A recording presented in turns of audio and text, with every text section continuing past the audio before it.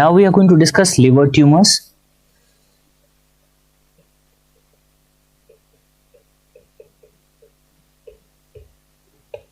So what is the most common malignancy of liver? The most common malignancy of liver is metastasis or secondaries. So first question, most common malignancy of liver, and this is metastasis or secondaries. Second question, what is the most common primary malignancy of liver? And the most common primary malignancy of liver is HSC. So most common primary malignancy of liver, and that is hepatocellular carcinoma. What is the most common primary malignancy of liver in children? So most common primary malignancy of liver in children, and that is hepatoblastoma. So in children it is hepatoblastoma. Okay, and what is the most common benign tumor of liver? The most common benign tumor of liver is hemangioma. Most common benign tumor of liver,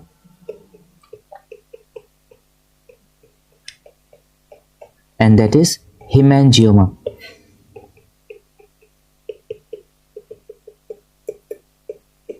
These are frequently asked questions. These are frequently asked one-liners, right? Now we should start with metastasis first, right? Some of you have this kind of confusion. When I was in final year, pre-final year, I was having this kind of confusion that if there is some malignancy, to which particular organ this malignancy will metastasize. So what is the most common site of metastasis in this particular malignancy, right? So by application of this simple logic, you can crack more than 80% of questions. So what is the simple logic in metastasis? See, first we are talking about liver metastasis.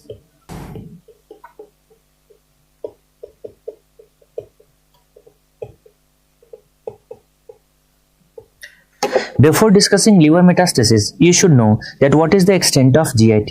GIT extends from esophagus till rectum. Okay, so what is the starting point? It extends from cricopharynx till anorectal junction. GIT develops from foregut, midgut and hindgut, right? So what is the extent of foregut? It's from cricopharynx till second part of duodenum. What is the extent of midgut? From second part of duodenum till 2/3 of transverse colon. And what is the extent of hindgut? From 1/3 of transverse colon till anorectal junction. Clear? Now, what is the blood supply of foregut? Foregut is getting its supply from celiac trunk. So celiac trunk is giving arterial supply to the foregut.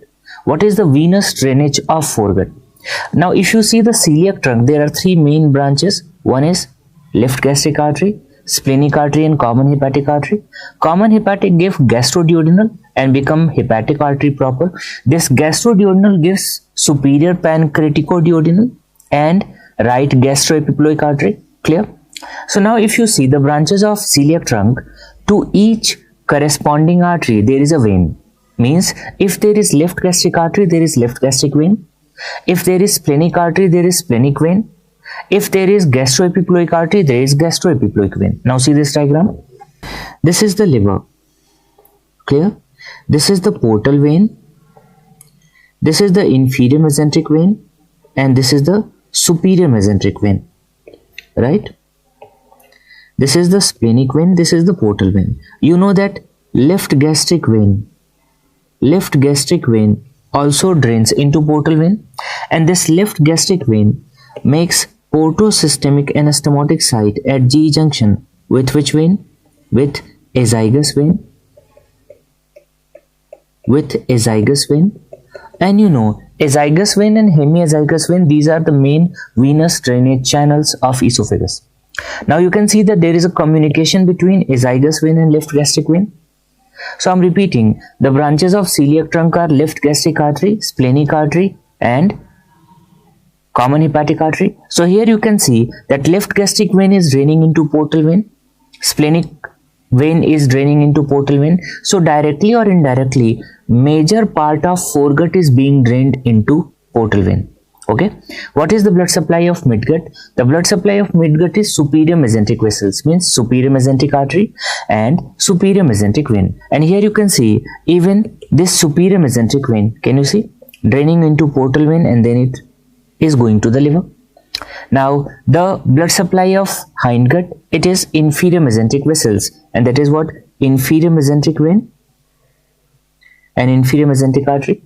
Okay, now what you noticed, that from esophagus till rectum, the main venous drainage channel, yes, is portal vein directly or indirectly, and almost whole blood of GIT is going where? To the liver.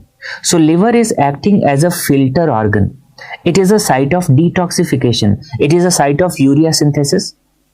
So it is a filter organ. So what happens? The malignant cells are getting filtered where? In the liver. It means any malignancy which is having hematogenous spread. In hematogenous spread, malignant cells are going to enter into venous drainage channels. So any malignancy which is having hematogenous spread and the malignancy is in the GIT, most common site of metastasis is liver. So liver is the most common site of metastasis for GI malignancies having hematogenous spread. Clear? Now let's talk about non-GI malignancies. Suppose we are going to consider what? Carcinoma anal canal. Carcinoma anal canal, what is the venous drainage? Inferior rectal and middle rectal vein. This inferior rectal and middle rectal vein drains into internal iliac. Internal iliac joins with external iliac, forms common iliac. Both common iliac joins form IVC. IVC bypasses liver, goes into right atrium, then right ventricle, and then lungs. So what is the most common site of metastasis for carcinoma anal canal or most of non-GI malignancies having hematogenous spread? Lungs. It means liver acts as a filter for GI malignancies having hematogenous spread. Lungs act as a filter for non-GI malignancies having hematogenous spread. That's why for majority of GI malignancies having hematogenous spread, most common site of metastasis is liver.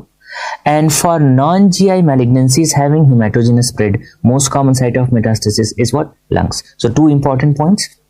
For GI malignancies,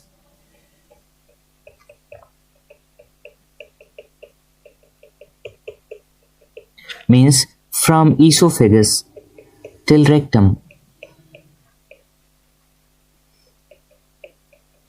Okay, having hematogenous spread. Having hematogenous spread. Clear? Most common site of metastasis, it is liver. Liver, simple. Second statement, for non-GI malignancies. Non-GI malignancies having hematogenous spread. Having hematogenous spread. Most common site of metastasis,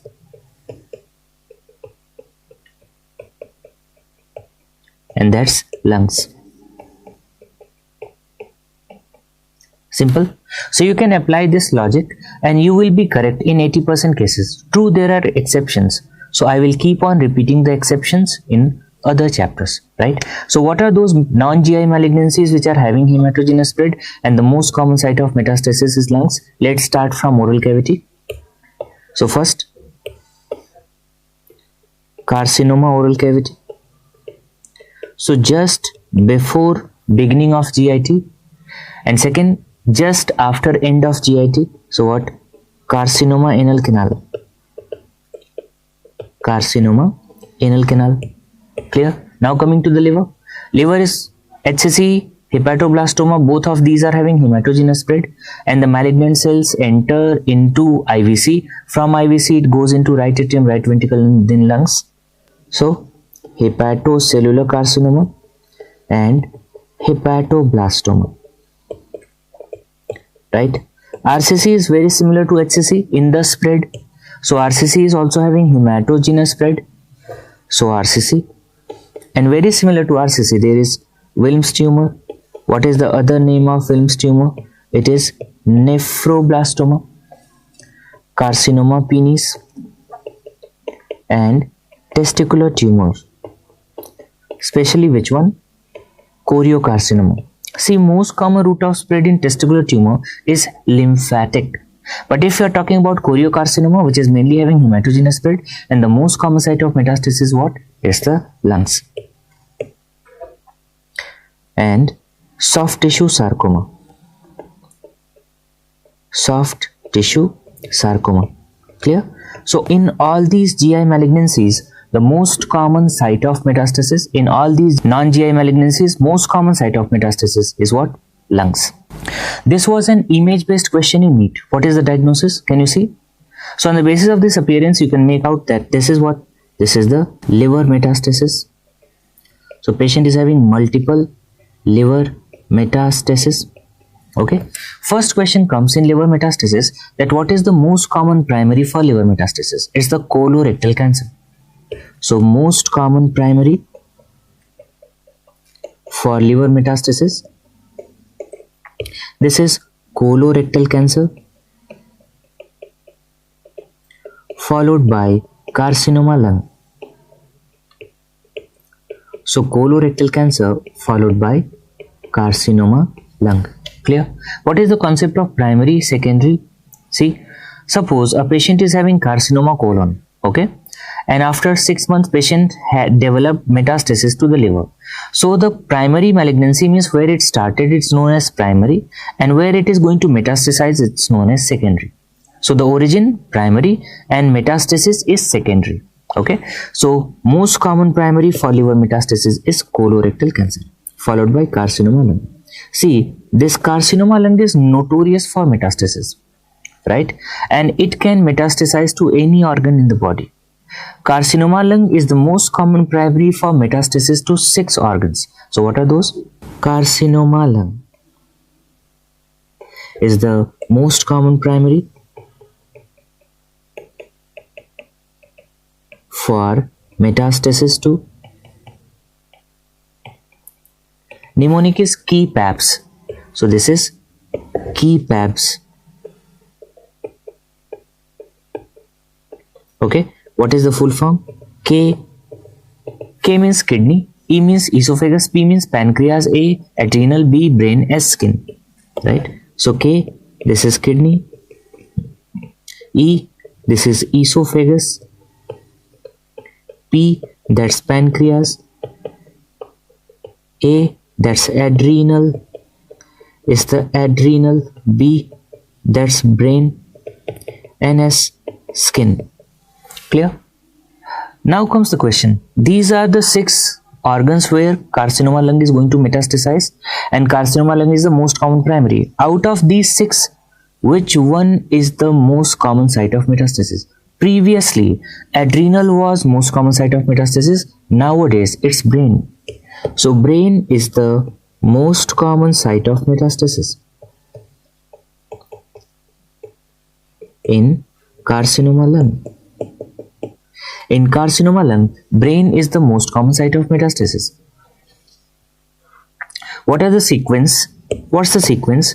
So in carcinoma lung, the most common site of metastasis is brain, followed by bone, followed by liver, followed by adrenal, followed by lungs.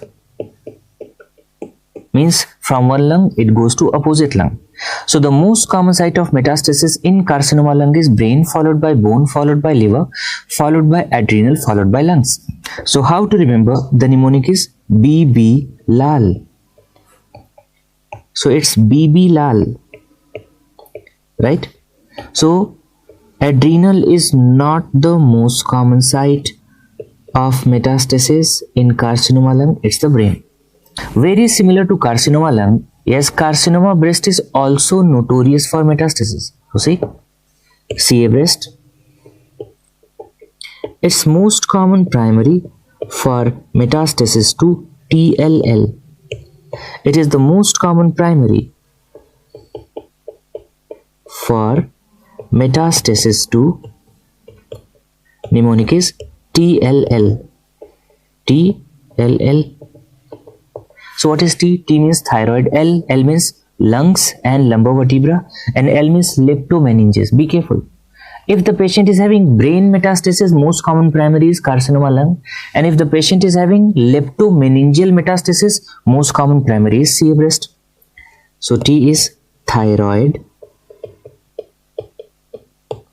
L means lungs and lumbar vertebra, lungs and lumbar vertebra, and L means leptomeninges,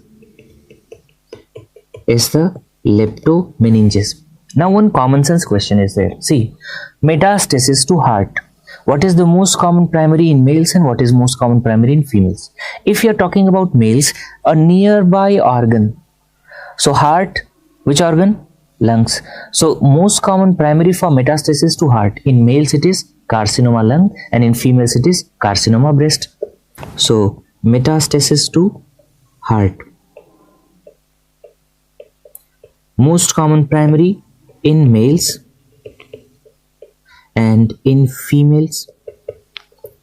We discussed in males this is carcinoma lung and in females it is carcinoma breast. Then in all India this question was asked, metastasis to spleen. What is the most common primary? So most common primary for metastasis to spleen is malignant melanoma. But what's the problem with malignant melanoma? It is going to involve multiple organs. So second question which is asked, most common primary for isolated secondaries to spleen. Isolated secondaries means there is secondary or metastasis only to spleen, and that is carcinoma ovary.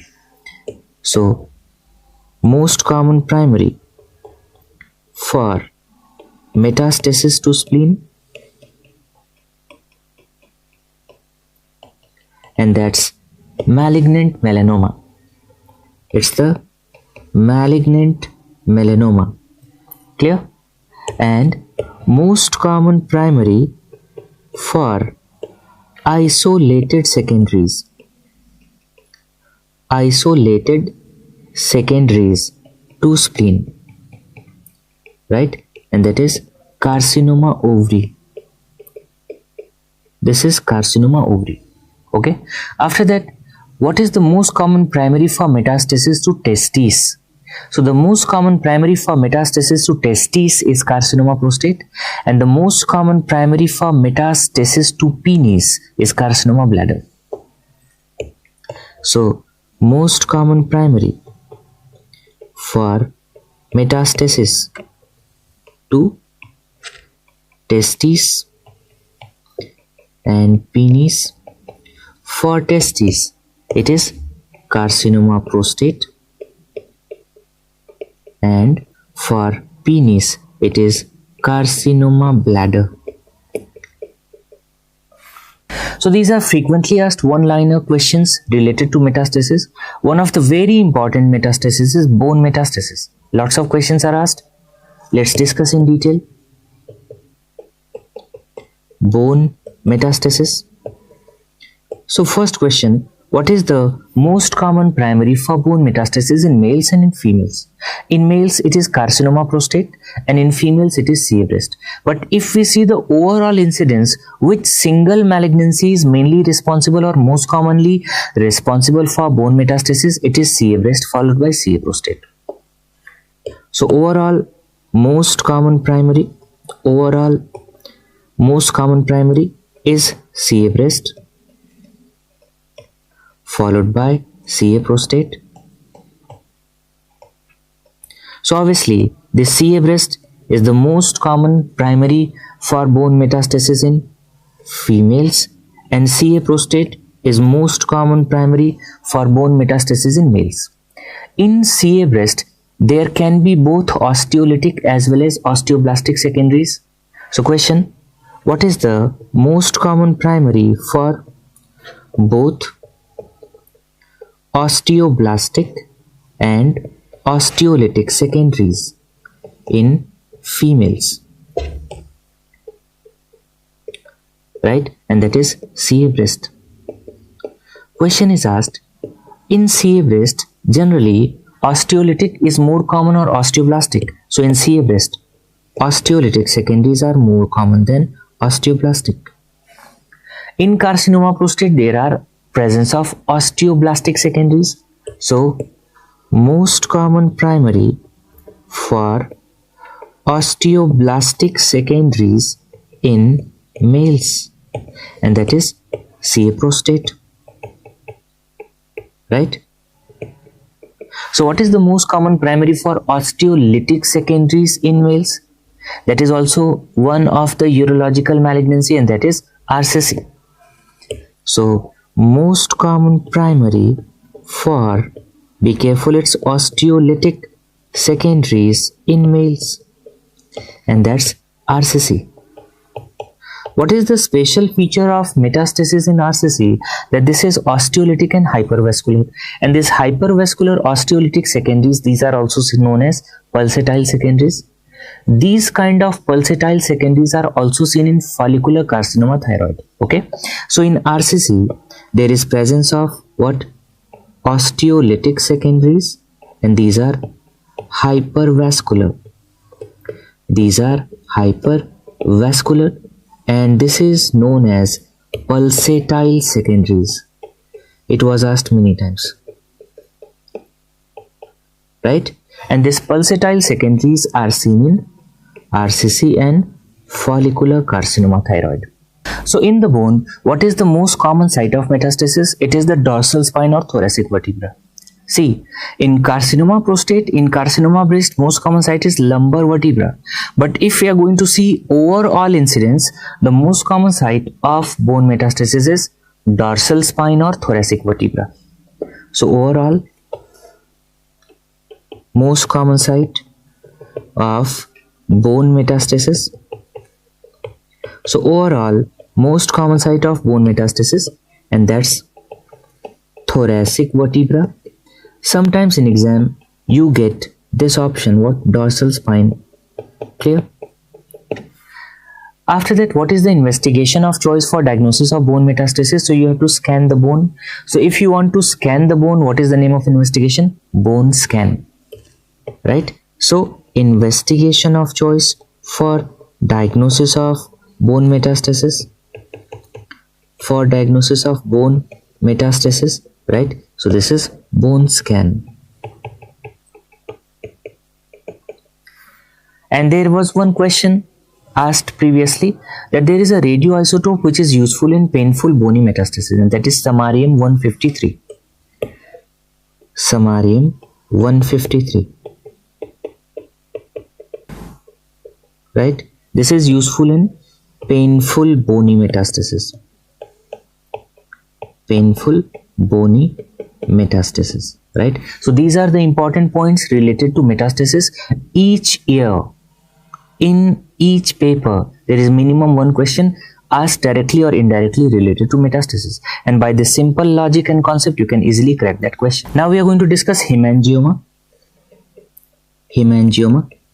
So we discussed that this is the most common benign tumor of liver. So this is most common benign tumor of liver.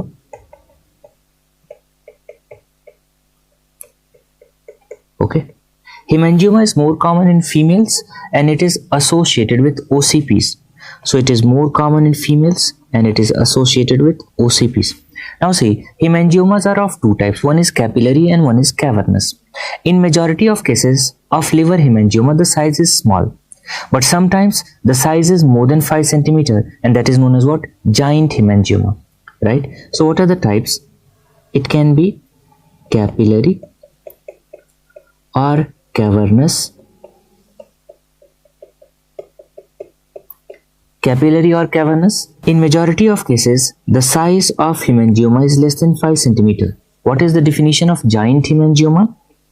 Giant hemangioma, whenever the size is more than 5 cm. Now, what is the difference between hemangioma and other tumors? See, hemangioma is dilatation of vessel. In any other tumor, the size increase, there is increase in size. Why? Because of division of the cell, and this is known as neoplasia. So generally tumors increase its size by neoplasia. But hemangioma, it increases its size by dilatation. So this is what ectasia. So hemangioma, there is increase in size by ectasia. So there is ectasia, increase in size by ectasia, not by neoplasia. Okay. In majority of cases, we discussed that the size of hemangioma is small. And if the size is small, majority of patients are asymptomatic. And if the patient is asymptomatic, how you are going to make the diagnosis? Generally, it is detected incidentally. Means patient came to you for ultrasound for some other reason, a patient underwent CT or MRI for some other condition, and then this was diagnosed incidentally. Okay, why? It's small. But in patients where the hemangioma is large, because of that, what is the problem? There is dragging sensation. So patient is having abdominal pain. There is abdominal discomfort. So if you are going to discuss the clinical features, most patients asymptomatic because the size is small. So how we are going to diagnose this? Detected incidentally. So this is detected incidentally, and if it's large, so patient is symptomatic. So in symptomatic patients, what are the symptoms? There is abdominal pain and abdominal discomfort. So these patients have abdominal pain and abdominal discomfort. Okay. There is one question which is frequently asked in PGI Chandigarh, that is the rare association of hemangioma or AV malformations with one syndrome known as Casa-Back-Merritt syndrome. So this is rarely seen but frequently asked. So the name of this syndrome is Casa-Back-Merritt syndrome, right? Generally, it is associated with AV malformation. It is associated with hemangioma. Now see what's the problem. This is the AV malformation or hemangioma. In this case, there is microangiopathic hemolytic anemia. There is platelet trapping. There is consumptive coagulopathy and thrombocytopenia. So what are the components? Here, there is microangiopathic hemolytic anemia, microangiopathic hemolytic anemia. There is platelet trapping,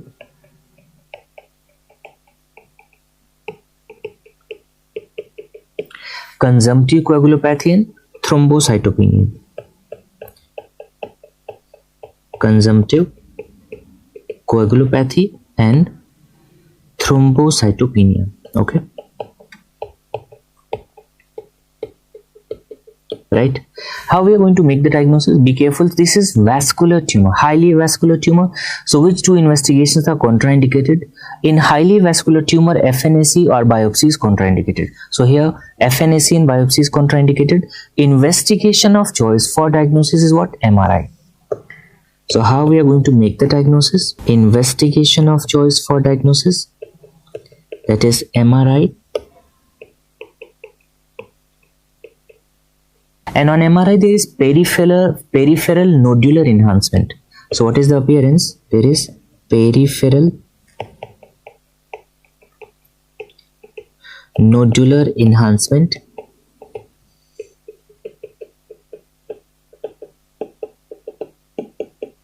Right? And we discussed FNAC and biopsy. These are contraindicated. Why? Because it can lead to bleeding. How we are going to manage? So if the patient is symptomatic, what's the treatment? See, this is the liver and there is hemangioma, right? We discussed that hemangioma increases in size by what? Ectasia. So because of ectasia, what? It is going to compress the surrounding structure. So there is a very good cleavage plane around the tumor. And when there is very good cleavage plane around the tumor, we can easily treat this by enucleation, right? So what is the treatment of choice for hemangioma? It's the enucleation. Treatment of choice is enucleation. Okay. So one simple question. Enucleation is done in any tumor which is benign or malignant. Means enucleation should be done for benign tumors or malignant tumor. So enucleation should not be done for malignant tumors. Why? Because you are not taking margin, so there is high risk of recurrence. So indirectly, it says that enucleation is done for benign tumors. Clear? So for which tumors we are using? One is hemangioma, liver, which is benign. What is the most common benign tumor of esophagus? Leiomyoma esophagus.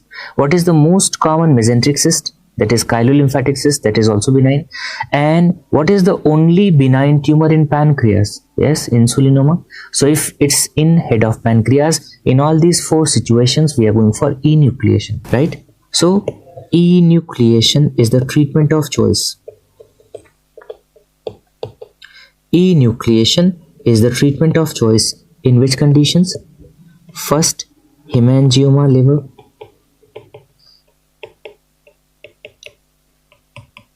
Okay. Second, leiomyoma esophagus.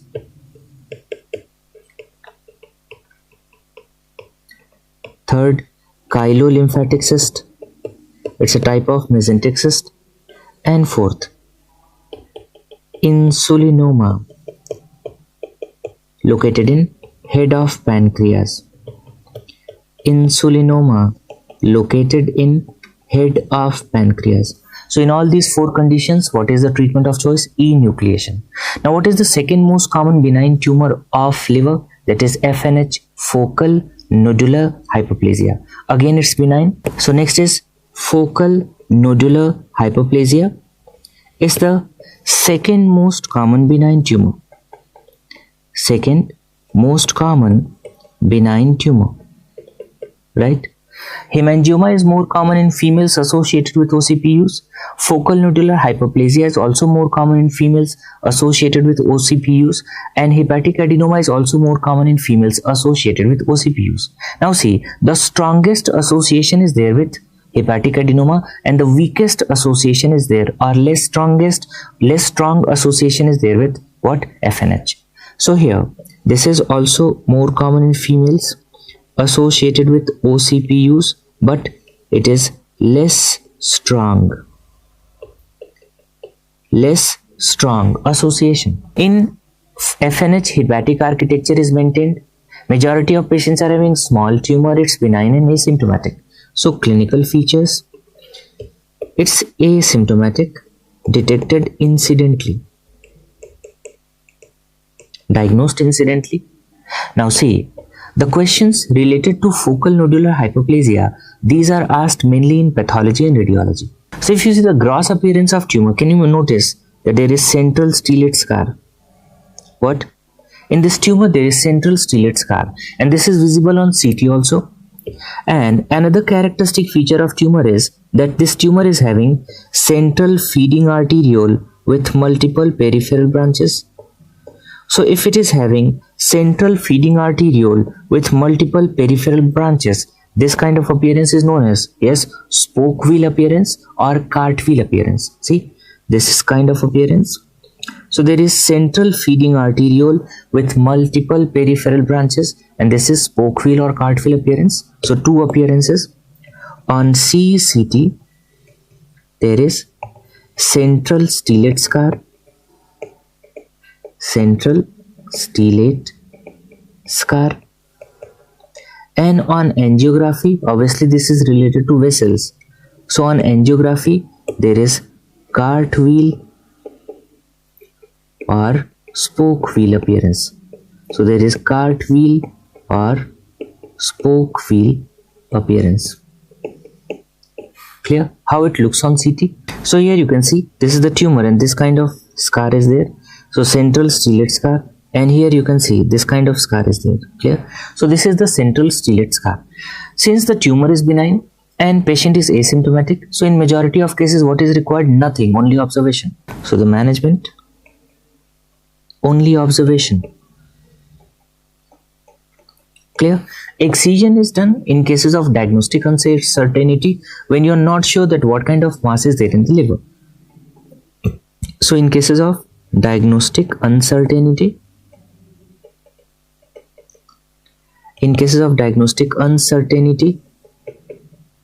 we go for excision. One of the frequently asked questions in radiology as well as in surgery is that what are the conditions in which central stellate scar is seen on CT? So the conditions in which central stellate scar is seen. Central stellate scar. So we discussed first, it is seen in FNH focal nodular hyperplasia. Second, fibrolamellar variant of HCC. So fibrolamellar variant of HCC. Third, serous cyst adenoma pancreas. Serous cyst adenoma pancreas and renal oncocytoma. Renal oncocytoma. Okay. So these are the 4 conditions in which we find central stellate scar, and this is frequently asked in exam. Next is hepatic adenoma. Hepatic adenoma is benign proliferative disorders of hepatocytes, right? So hepatic adenoma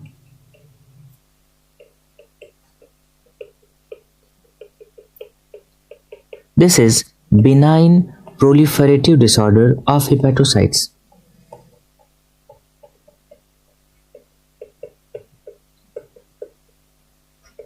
Okay.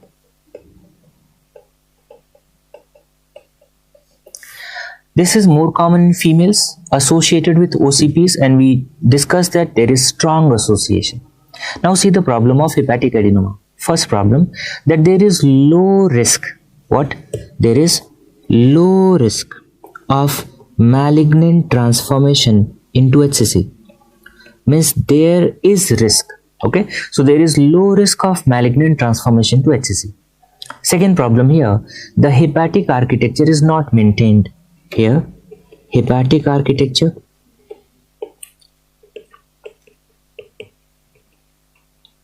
it is not maintained. In FNH we discussed that hepatic architecture is maintained. Now what is the meaning of normal hepatic architecture? So what is the meaning of normal hepatic architecture? See the relation first. This is portal vein, this is hepatic artery, and this is bile duct. Okay, so this is portal triad. And what you're going to notice that from hepatic artery blood is going into sinusoid, from portal vein blood is going into sinusoid. So the place where mixing occurs, and that is known as sinusoid. The place where mixing of blood from hepatic artery and portal vein occurs, that is sinusoid, right? Now see, there is bile canaliculi. So here you can see this is bile canaliculi, and this is what? Bile duct. There is presence of what? Phagocytic cells, Kupffer cells. There is arrangement of what? Hepatocytes. So this whole arrangement, yes, this is the hepatic architecture, and this is normal in FNH, but it is not maintained in hepatic adenoma. Why it's not maintained? Because in hepatic adenoma, since it's a proliferative disorder of hepatocytes, you will notice that in hepatic adenoma there is presence of what? Hepatocytes, and there is what? Glycogen and fat, and it is perfused by peripherally located, poorly supported vessels. So it is characterized by presence of hepatocytes with glycogen and fat, perfused by poorly supported peripherally located blood vessels. Now these are poorly supported peripherally located blood vessels, and because of this, what is the problem? There is increased risk of hemorrhage and necrosis. There is increased risk of hemorrhage and necrosis, right? And one simple question, if there is any tumor and inside the tumor hemorrhage is going to occur, what is the symptom? You have seen the patients. Some patients having cyst, and in the cyst, ovarian cyst, hemorrhage occurs. So you have seen the patients in emergency. So if there is hemorrhage in the tumor or inside tumor, it leads to what? Abdominal pain. This is one problem. There is second problem, these vessels are poorly supported, and because of this, what happens? There is increased risk of rupture. So what is the problem? There is risk of tumor rupture. In DNB, this question was asked, how much? 30 to 50%. So in hepatic adenoma, how much is the risk of tumor rupture? 30 to 50%. And if we see hepatocellular carcinoma, it is 3 to 5%. So how many times? Almost 10 times. So hepatic adenoma is the tumor, liver tumor, which is having highest risk of tumor rupture. So what is the problem with hepatic adenoma? That there is low risk of transformation into HCC. And what is the second problem? Tumor rupture. and this tumor rupture risk increases in pregnancy. Clear? So sometimes this patient might come to your emergency with signs and symptoms of peritonitis because of hemoperitoneum and shock. Why? Because there is tumor rupture. So question, this patient will be symptomatic or asymptomatic? Most of the patients are symptomatic. And what is the most common symptom? It's the abdominal pain. So see the clinical features. Here, the most common symptom, that is abdominal pain. And most patients are symptomatic. The patients are symptomatic. Clear? And if there is tumor rupture, this tumor rupture leads to hemoperitoneum and shock. So how we are going to make the diagnosis? Investigation of choice for diagnosis is CCT, and since there is hypervascularization, what poorly supported peripherally located blood vessel. So here also we are going to find hypervascularization. What kind of? Peripheral.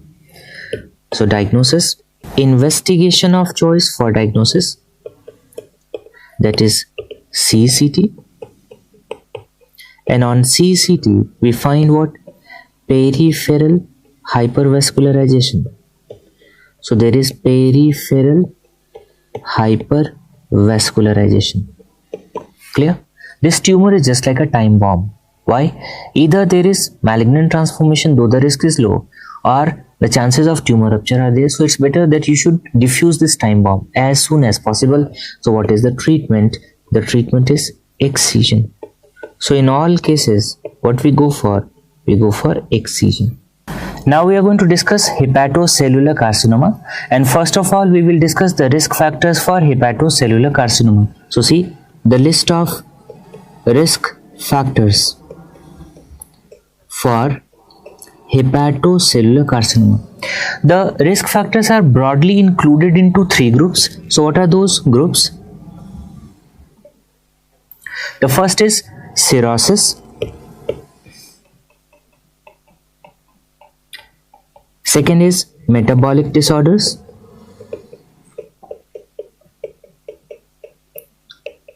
And third is environmental factors. Environmental factors. Okay. So what are the causes of cirrhosis which are also going to increase the risk of HCC? First of all, alcohol, hepatitis B virus infection, hepatitis C virus infection, NAFLD, the full form of NAFLD, non-alcoholic fatty liver disease, primary biliary cirrhosis, and chronic active hepatitis. Okay, these are the causes. Now see, anything in which there is chronic inflammation going on in the liver, that thing or that factor increases the risk of HCC. So if you notice all these factors, yes, alcohol, hepatitis B virus, hepatitis C virus infection, NAFLD, primary biliary cirrhosis, chronic active hepatitis, in all these cases there is ongoing or chronic inflammation in the liver, and because of this what happens? There is increased risk of HCC. So the factors which lead to cirrhosis, indirectly there is chronic inflammation going on in the liver, and that increases the risk of HCC. Second, anything which is going to be deposited in the liver in excess, or some abnormal thing is deposited in the liver. Suppose glycogen normally deposits in the liver, but if glycogen is going to deposit in excess, that is known as glycogen storage disorders, these are going to increase the risk of HCC. Suppose there is deposition of iron, that is known as hemochromatosis, deposition of copper, that is known as Wilson's disease. So all these are going to increase the risk of HCC. So what are the metabolic disorders increasing the risk of HCC? First, hemochromatosis,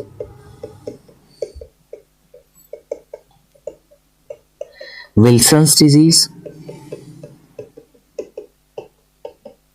glycogen storage disorders. In glycogen storage disorders, which types? Especially type 1 and type 3. Then alpha 1 antitrypsin deficiency, porphyria cutanea tarda, orotic aciduria, citrullinemia,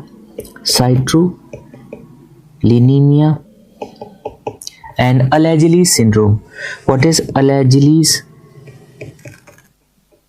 syndrome? It is congenital cholestatic syndrome. Clear? So these are the metabolic disorders which are going to increase the risk. In environmental factors, very important is what? Smoking. Which one? Cigarette smoking. Then anabolic steroids. Okay, fungal toxin. Which toxin? Aflatoxin.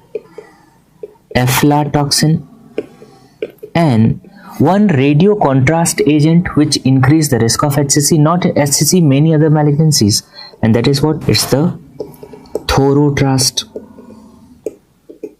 Right? This question is asked in radio as well as surgery and pathology, that thorotrast increases the risk of which malignancies. So there is maximum increase for cholangio. So this is the malignancy for which there is maximum increase, cholangio. Other malignancies, HCC, hepatic angiosarcoma, and it increases the risk of hepatic fibrosis also. Hepatic fibrosis. Clear? So the maximum risk is for cholangiocarcinoma, right? So thorotrast increases the risk of these malignancies. In a latest exam, question was asked that for hepatic angiosarcoma, what are the risk factors? Hepatic angiosarcoma. So see, for hepatic angiosarcoma, what are the risk factors? And the mnemonic is TAP. How to remember? TAP angio.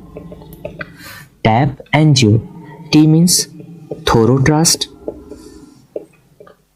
A means arsenic, and P means polyvinyl chloride. So TAP angio.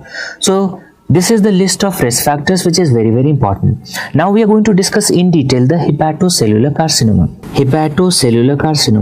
See, it starts with He. So He means males. So it is more common in males. In which particular group? Age group? 5th to 6th decade.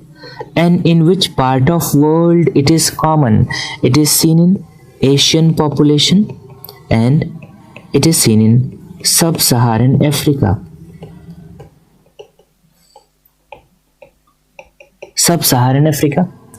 If we see the incidence of HCC and the risk, yes, the most common risk factor for HCC is hepatitis B virus. This is the most common risk factor worldwide, right? Now if you see this Asian population and the people in sub-Saharan Africa region, what happens?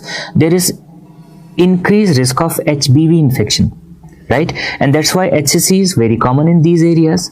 But what is the good thing?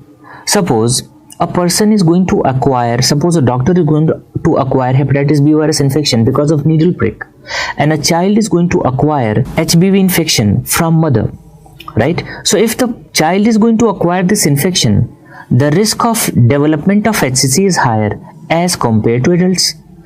And if we are going to break this transmission during childhood only, what happens? It is going to decrease the incidence. It means immunization or vaccination decreases the risk of hepatitis B virus induced HCC, right? So that's why if you noticed, hepatitis B virus induced HCC, it is decreasing. And if we see hepatitis C virus induced HCC, this hepatitis C virus induced HCC is increasing, especially in developed countries. Why? Because hepatitis C virus induced HCC, it's increasing because of blood transfusion, because of sexual transmission, and because of association with HIV. So hepatitis B virus induced HCC is decreasing because of immunization, and hepatitis C virus induced HCC is increasing. Since HCC is asked in pathology, medicine, surgery, radiology, we will be discussing this topic in detail. First, see the pathological aspect. So important points related to pathology. Grossly, if you see the tumor, there are three types. Yes, one is hanging, Second is pushing. Pushing means it is pushing vascular structures away. And third is infiltrative, in which it is infiltrating the vascular structures. So this is infiltrative. So first is hanging, this is pushing, and this is infiltrative. Right? Question: which of the following is having best prognosis? Hanging, this is having best prognosis. But which one is most common having worst prognosis? And that is what? Infiltrative. So overall, this is the most common pattern having worst prognosis. Worst prognosis. Okay. So there is similarity between HCC and RCC, hepatocellular carcinoma and renal cell carcinoma. What is the similarity? In both of these, there is hematogenous spread.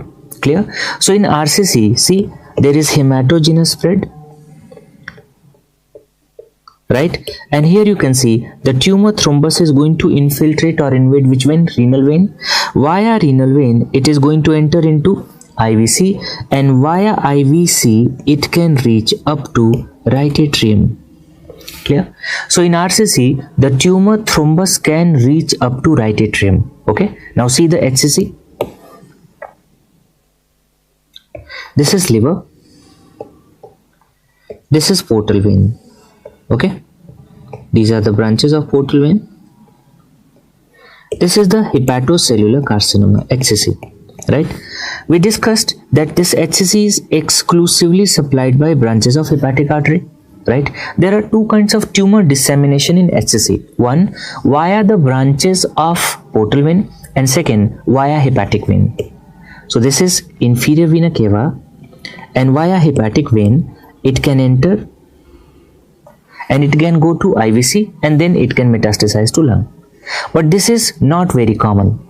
Dissemination via hepatic vein is not very common. Dissemination via portal vein is very common. So what happens? It disseminates via portal vein. Means the tumor enters into one branch of portal vein and then it goes to another branch. So see what happens. Initially this was the HCC. So from one branch it enters into another branch. So here there is HCC, HCC, HCC, HCC, HCC. So over a period of time, majority of patients who are coming to us, they have this kind of pattern, and this is what? Multicentric. This is multicentric and bilobar. And in how many cases this kind of pattern is there at the time of presentation?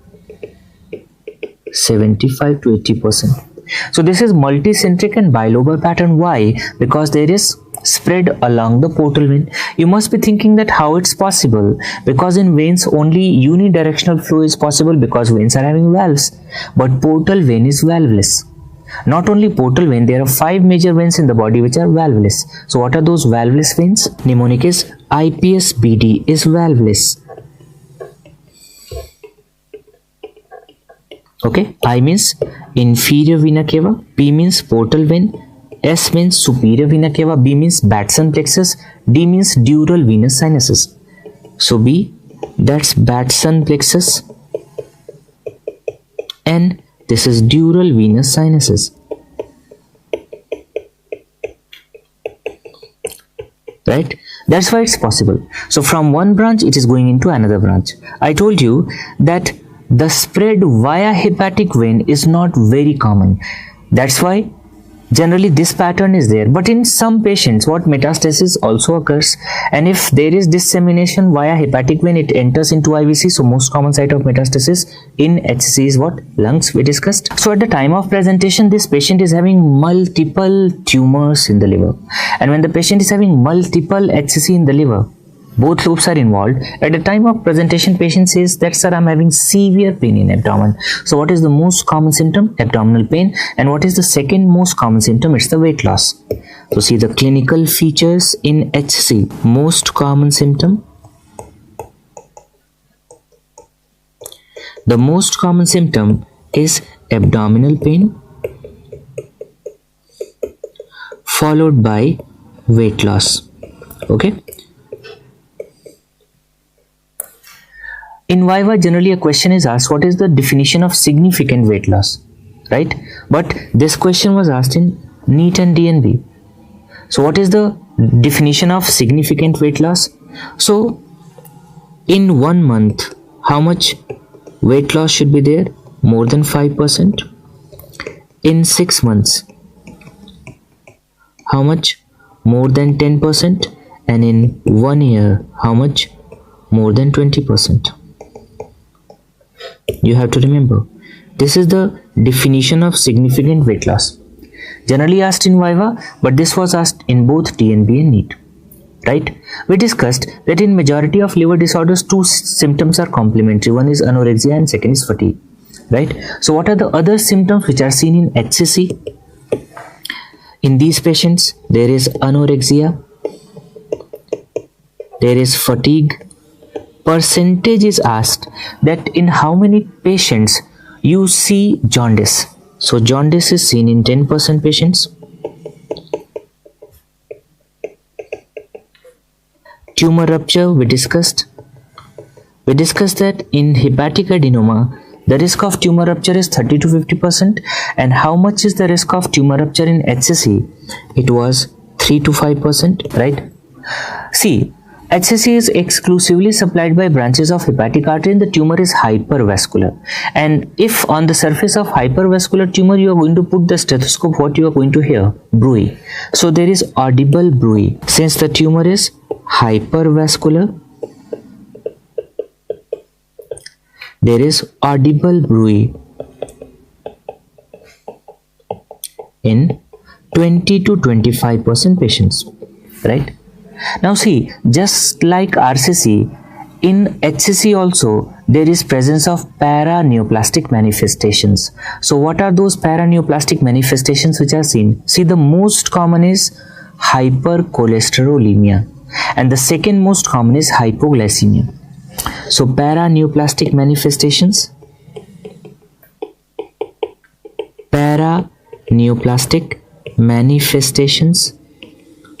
in HCC. First is hypercholesterolemia. This is most common, right? And the second is hypoglycemia, right? What are the others? There is erythrocytosis and hypercalcemia. So there is erythrocytosis and hypercalcemia. These are the paraneoplastic manifestations. Then what are the tumor markers which are raised? There is a non-specific tumor marker which is raised in HCC, that is alpha-fetoprotein. In PGI Chandigarh, they asked the absolute value, that what should be the value in HCC. So tumor marker, first there is raised alpha-fetoprotein. How much? More than 20 nanogram per ml. And alpha-fetoprotein more than 20 nanogram per ml. This much value is seen in 70% patients, right? So 2 points are clear. One, that in HCC alpha-fetoprotein is raised, and the second point which is very clear, that alpha-fetoprotein is not raised in all patients of HCC. So what?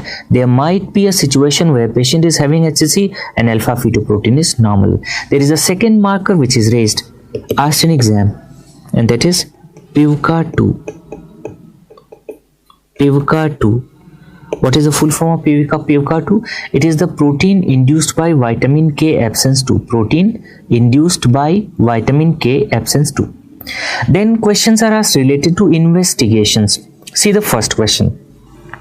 Suppose there is a high risk population. What do you mean by high risk population? A population in which most of the people are alcoholic, or there is hepatitis B virus or hepatitis C virus infection. So in this high risk population, since there is increased risk of HCC, what is the investigation of choice for screening of HCC? So investigation of choice for screening of HCC in high risk population, it's ultrasound. First investigation done in a suspected case of HCC, ultrasound. But the investigation of choice for diagnosis of HCC is the triple phase CT, right? So questions related to investigations. Investigation of choice for screening of HCC in high risk population. High risk population, clear? And that is what? Ultrasound. Second question, first investigation done in suspected case of HCC, and again answer is same, what? Ultrasound. But investigation of choice for diagnosis of HCC, and that is what? Triple phase CT. And we discussed this is the appearance. What is this appearance? You can see here there is arterial hypervascularization with venous washout. Clear? So there is arterial hypervascularization with venous washout, right? Okay. Question is asked, what is the role of FNAC or biopsy? Let me tell you, in hepatobiliary pancreatic malignancies of adults, FNAC and biopsy is not mandatory for diagnosis. Diagnosis is made by radiological investigations. Okay, so see, this is liver, this is gallbladder, this is bile duct, this is duodenum. I told you, in hepatobiliary pancreatic malignancies of adults, FNAC and biopsy is not mandatory for diagnosis. Diagnosis is made by radiological investigations. It means this is hepatocellular carcinoma, and what is the investigation of choice? Is the triple phase CT. This is cholangiocarcinoma, right? And what is the investigation of choice for diagnosis of cholangiocarcinoma? It is MRI plus MRCP, right? This is carcinoma gallbladder, and this is carcinoma pancreas. Carcinoma gallbladder and carcinoma pancreas, in both investigation of choice is CCT. So what you saw here, the investigation of choice is radiological investigation. FNAC and biopsy is not mandatory. Then a question is asked, then in which particular situation we will go for FNAC or biopsy? Imagine a patient is having HCC with distant metastasis, right? And in this case, we are planning the patients for chemotherapy. So we are planning to give chemotherapy to the patient. So for histopathological diagnosis, you need biopsy or FNAC. So FNAC and biopsy is generally done in metastatic tumors for histopathological confirmation when we are planning the chemotherapy. Otherwise, FNAC and biopsy is not required for diagnosis. Diagnosis is made by radiological investigations. Before discussing the treatment, we should discuss the staging. See, for most of the tumors, we prefer TNM staging. There is TNM staging for HCC also, but this TNM staging is highly inadequate. That's why this is not followed generally. We follow certain named stagings. Okay, so what are the stagings which are followed? First is Okuda staging. Okuda staging. What are the components of Okuda staging? Mnemonic is BATA. There are 4 components. BATA. Clear? B means bilirubin, A means albumin, T means tumor size, A means ascites. So this is bilirubin, albumin, tumor size and ascites. Okay, after that there is CLIP, another staging, that's CLIP. What is the full form of CLIP? It's the Cancer Liver Italian Program. Cancer Liver Italian Program. Italy is a developed country, and this CLIP is used for HCV induced HCC. So this is used for HCV induced HCC. Here also there is a mnemonic. Mnemonic is PACT. So 4 parameters are there. Mnemonic is PACT. Clear? What is the full form? P means portal vein thrombosis, A means alpha fetoprotein, C means child pug score, and T means tumor extension. tumor extension. Clear? Third staging which is used is QP, full form Chinese University Prognostic Index. So third is QP, that is Chinese University Prognostic Index. China is in Asia, so this is for HBV induced HCC. So this is used for HBV induced HCC. Okay, here also there is a mnemonic, and mnemonic is BATS3. It's BATS3. Clear? So full form: B means bilirubin, A means alpha fetoprotein, ascites, ALP, T means TNM stage, and S means symptoms. Right? These are the named stagings which are frequently asked. You must be knowing that the classification systems criteria which are having 4 parameters or 3 parameters, those are ideal for MCQs. So can you see, most of these are having 4 parameters or more than 4, so these are ideal for MCQs.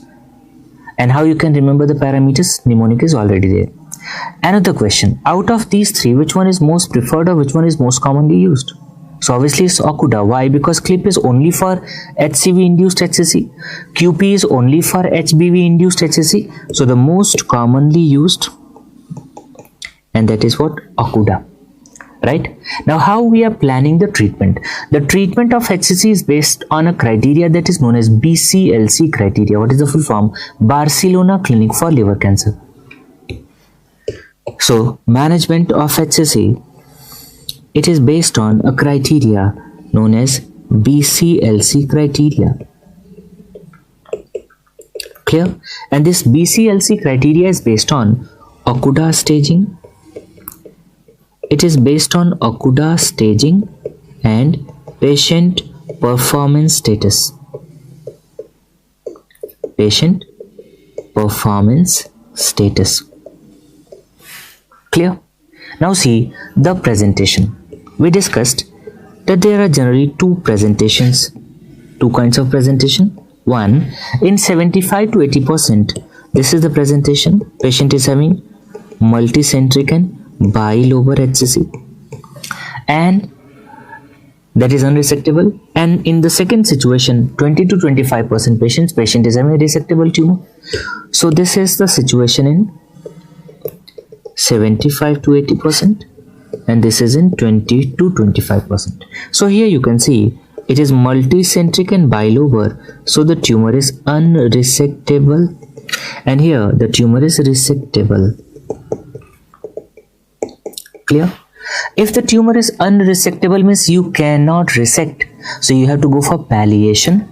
So in these patients we go for palliation. Palliation means the tumor will remain inside the body. We are preventing the complications related to the tumor. Second situation, if the tumor is resectable, what are the risk factors? Major risk factors: hepatitis B virus, hepatitis C virus, alcohol. Because of these major risk factors, there is cirrhosis. Now suppose the tumor is resectable, but there is a situation that rest of the liver is having significant cirrhosis or severe degree of cirrhosis. Means after resection, whatever the remnant of liver is left in the body, that is not able to support the patient. Clear? Means in this situation the liver is having inadequate reserve. So 2 situations: tumor is resectable with adequate hepatic reserve, then we can go for resection. And if there is resectable tumor with inadequate hepatic reserve, in that case we go for what? Liver transplantation. So 2 situations: resectable tumor if the patient is having adequate hepatic reserve, and second, inadequate hepatic reserve. For adequate hepatic reserve we can go for resection, and for inadequate hepatic reserve we go for transplantation. Right? There is a criteria which is asked related to transplantation, liver transplantation in HCC, and what's the name of that criteria? That's known as Milan's criteria. It's a place in Italy. So Milan's criteria, this was asked many times in exam, especially in NEET. Milan's criteria for liver transplantation in HCC, it's for liver transplantation in HCC. So patient should fulfill this criteria before going for transplantation. First, presence of single tumor. There should be single tumor less than 5 centimeter. If patient is having multiple tumors, the number should be 2 to 3 and the size should be less than 3 centimeter. So number 2 to 3 and size less than 3 centimeter. And third, no extrahepatic or vascular spread. No extrahepatic or vascular spread. Simple. Now why? See, suppose the tumor size is more than 5 centimeter. Let me tell you simple principle. The incidence of metastasis increases in relation to size of tumor. So if the size of tumor keeps on increasing, the chances of metastasis is going to increase. Second, if the number of tumor is going to increase, again the chances of metastasis is going to increase. And third, if already there is extrahepatic or vascular spread, then obviously there is metastasis. Now see, in patients of transplantation we give immunosuppressants.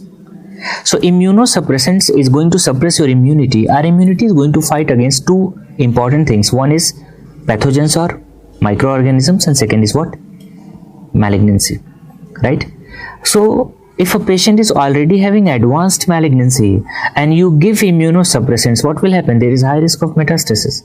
That's why if a patient fulfills this criteria, then you go for liver transplantation. The 5-year survival is more than 70%. So if the patient fulfills this criteria, the 5 years survival, this is more than 70%. And if we discuss the first situation in which the patient was having unresectable tumor, obviously we go for palliation. So what are the methods of palliation for unresectable liver tumors? Methods of palliation for unresectable liver tumors. Okay, first is percutaneous ethanol injection. Second is percutaneous acetic acid injection. What is this? See, this is liver, this is the tumor. Tumor is still there. To prevent tumor related complications and its growth, we are going to inject what? Ethanol or acetic acid percutaneously directly into the tumor. So this is percutaneous ethanol injection or percutaneous acetic acid injection. Sometimes we insert the radio frequency probe or microwave probe, and because of that there is ablation. This is thermal ablation. Third option, there is radio frequency ablation and microwave ablation. These are the methods of thermal ablation. Thermal ablation. Okay. Similarly, low temperature can also be used for the ablation of tumor. That's known as cryoablation. And in cryoablation, what we are using? We are using liquid nitrogen, right? So fifth is the cryoablation. And in cryoablation, we use liquid nitrogen. And very important is TACE. What is the full form of TACE? Transarterial chemoembolization. The full form is transarterial chemoembolization. Clear? Now see, transarterial means directly into artery.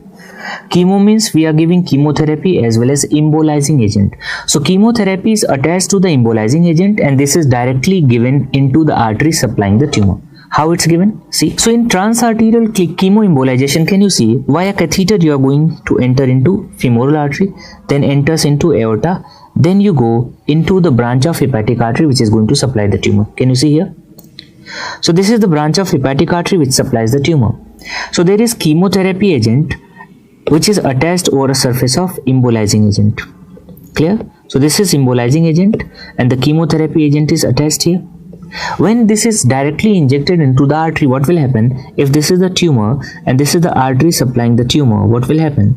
Yes, the artery is blocked by this embolizing agent and the chemotherapy is delivered directly to the tumor, right? So out of those methods of palliation, it is TACE which is having survival advantage. Why? Because we are giving the chemotherapy, right? So transarterial chemoembolization is the only method of palliation which is having survival advantage, right?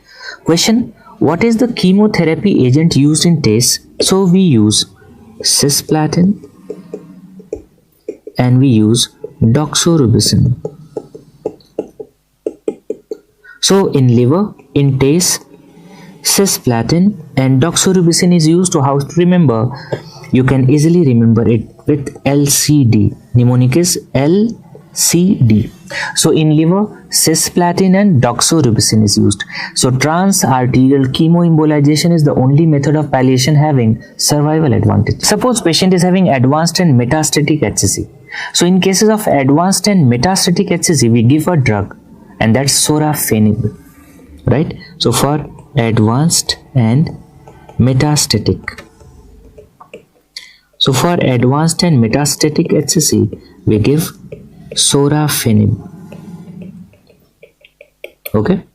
In surgery, the drugs which are having NIB are frequently asked in exam, and these are mainly used in the malignancies. What are the groups of drug which are asked? First of all, imatinib.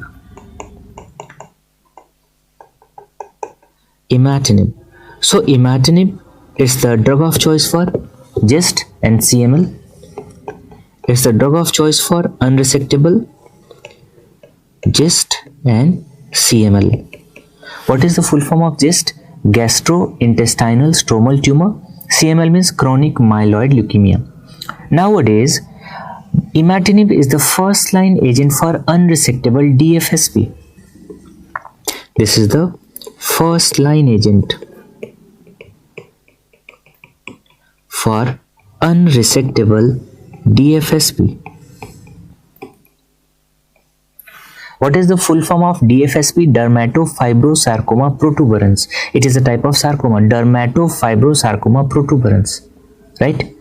Second drug, it's sunitinib. Suppose you give imatinib in unresectable GIST and patient is not responding, so we give sunitinib. So sunitinib is the drug of choice for imatinib resistant GIST. Drug of choice for imatinib resistant GIST. Sunitinib is first line agent for advanced and metastatic RCC, and it is used in refractory and metastatic breast cancer. So another use, it is first line agent in advanced and metastatic RCC, and it is used in refractory. Sunitinib is used in refractory and metastatic breast cancer. Nowadays for GIST, there is a new drug that is considered as third line agent, and the name is regorafenib. New drug, this is regorafenib.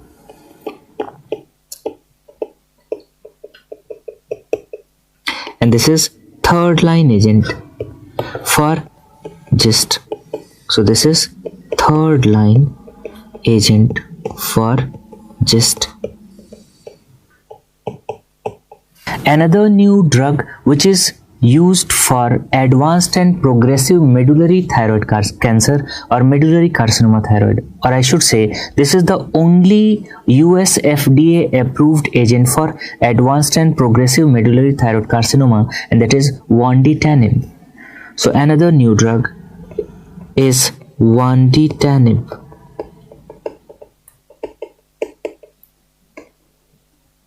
Clear? This is US FDA approved agent, only US FDA approved for advanced and progressive medullary thyroid cancer. Next is lapatinib. Lapatinib is second line agent for HER2/neu positive breast cancer. What is the first line agent for HER2/neu positive breast cancer? It is Herceptin or trastuzumab, right? So the fifth is lapatinib. This is second line agent for HER2/neu positive breast cancer.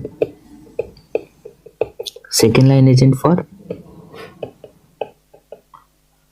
HER2/neu positive breast cancer. First line agent is Herceptin. And this question was asked in All India long back. Geftinib. Geftinib is used in adenocarcinoma lung, and you must be knowing that this adenocarcinoma lung is more common in males or females, females who are smokers or non-smokers, because generally it's peripheral. Central tumors are more common in smokers like small cell cancer or squamous cell carcinoma.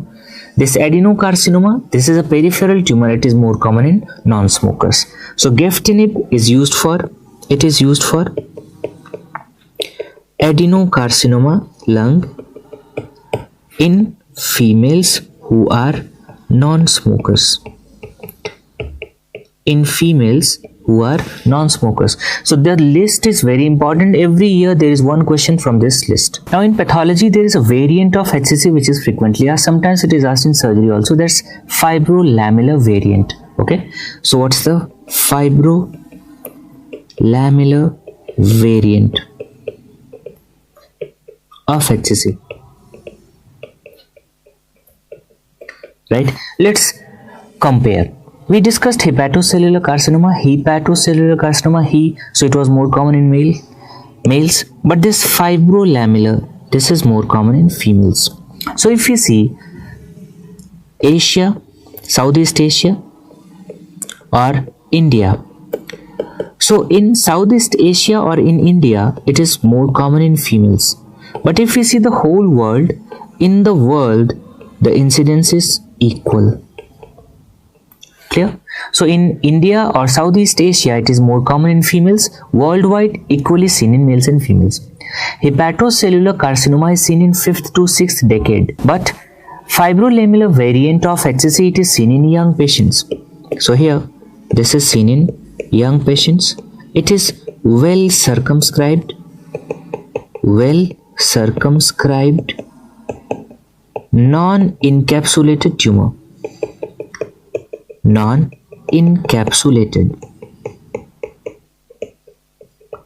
Okay, and what kind of stroma? You can see here the name is fibro and lamellar. So there is fibrous stroma, and in this fibrous stroma there are embedded lamellar structures. Right? Now fibrolamellar variant, it is not associated with hepatitis B virus, hepatitis C virus infection or cirrhosis. So another very important point, it is not associated with hepatitis B virus, hepatitis C virus infection or cirrhosis. So you can see that this tumor is seen in young patient. It's well circumscribed, non-encapsulated, not associated with hepatitis B virus, hepatitis C virus infection or cirrhosis. It means the condition of liver is good, and in majority of cases the tumor is resectable. So the question is asked, in comparison to hepatocellular carcinoma, fibrolamellar variant is having good prognosis or bad prognosis? So obviously what? Good prognosis. So here if you see all these factors, yes, it is associated with good prognosis. Okay, another important point, alpha fetoprotein was raised in hepatocellular carcinoma, but in fibrolamellar variant, alpha fetoprotein, it's characteristically normal. And if alpha fetoprotein is normal, what are the tumor markers which are raised? The tumor markers which are raised is neurotensin, and vitamin B12 binding globulin. Right? So neurotensin and vitamin B12 binding globulin, these are raised, frequently asked in exam. Diagnosed by CECT, and I told you there is central stellate scar. So investigation of choice for diagnosis, CCT. There is presence of central stellate scar. In majority of cases the tumor is resectable, so we go for resection and associated with good prognosis. So the treatment is resection and it is associated with good prognosis. Next is hepatoblastoma, and you must be knowing tumors ending with blastoma are more common in children, like hepatoblastoma, neuroblastoma, nephroblastoma, retinoblastoma. So hepatoblastoma is the most common primary malignancy of liver in children. So the first point is the most common primary malignancy of liver in children, right? Here LBW increases the risk. LBW means low birth weight. So low birth weight increases the risk, okay? And it is associated with two conditions which are asked in exam frequently. One is FAP, familial adenomatous polyposis, and second is Beckwith-Wiedemann syndrome. So this is associated with FAP and Beckwith-Wiedemann syndrome. Now the important point related to hepatoblastoma is that it is not associated with hepatitis B virus infection, hepatitis C virus infection, metabolic disorders or cirrhosis. So very important point, it is not associated with hepatitis B virus infection, hepatitis C virus infection, metabolic disorders and cirrhosis. It means in majority of cases the condition of liver is good. Second important point, that alpha fetoprotein is raised in how many patients? In 90%.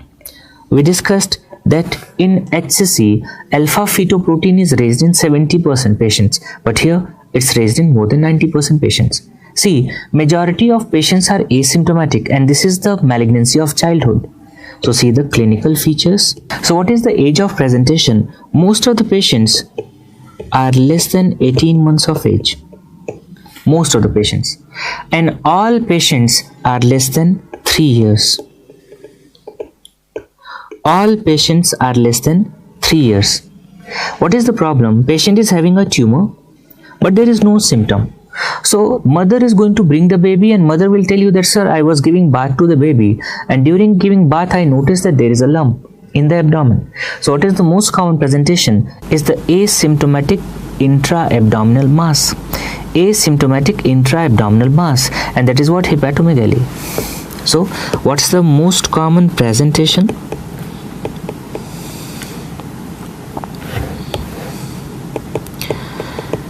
The most common presentation is asymptomatic palpable intra-abdominal mass. Asymptomatic palpable intra-abdominal mass. Clear? Means majority of patients are asymptomatic. Now see, there is one characteristic laboratory abnormality. If we are sending the patient's blood for platelet count, you will notice that patient is having very high platelet count. So these patients are having thrombocytosis, and despite of thrombocytosis, yes, the patients are not having any kind of symptom. Route of spread, what is the most common route of spread? It is hematogenous, and the most common site of metastasis is lungs. So the route of spread, it is hematogenous, and that's why most common site of metastasis is lungs, right? What is the investigation of choice for diagnosis? Now see, there are two questions. Radiological investigation of choice for diagnosis, that is CCT, but for confirmation we go for biopsy. If you remember my original statement, I told you for hepatobiliary pancreatic malignancies of adults, what adults, FNAC or biopsy is not mandatory, but this is a condition of childhood. Here we will go for biopsy. So two questions for diagnosis. radiological investigation of choice for diagnosis, and that is CCT. But if the question is asked investigation of choice for diagnosis, and then it becomes biopsy. Now coming to the treatment. See, in majority of cases tumor is resectable and the condition of liver is good because it is not associated with hepatitis B virus, hepatitis C virus infection, cirrhosis or metabolic disorders, right? So resection is done and the prognosis is very good. But certain patients have pulmonary metastasis at the time of presentation, and if the patient is having metastasis at the time of presentation, we have to downstage the tumor. So how we are going to downstage the tumor? We give neoadjuvant chemotherapy, and after neoadjuvant chemotherapy, what we go for? Surgery. And you can't believe that in more than 50% patients the pulmonary metastasis disappears after neoadjuvant chemotherapy. So what is the management option? Generally we go for resection, and if the patient is having pulmonary metastasis, in case of pulmonary metastasis we go for neoadjuvant chemotherapy followed by surgery. Clear? And what is the regimen which is given? It is VCF. It's vincristine, cisplatin, 5-fluorouracil. So vincristine, cisplatin and 5-fluorouracil. And in more than 50% patients after neoadjuvant chemotherapy, what? The pulmonary metastasis disappears. And if we see the prognosis, overall prognosis is good. So in hepatoblastoma there is good prognosis. So this is all about liver.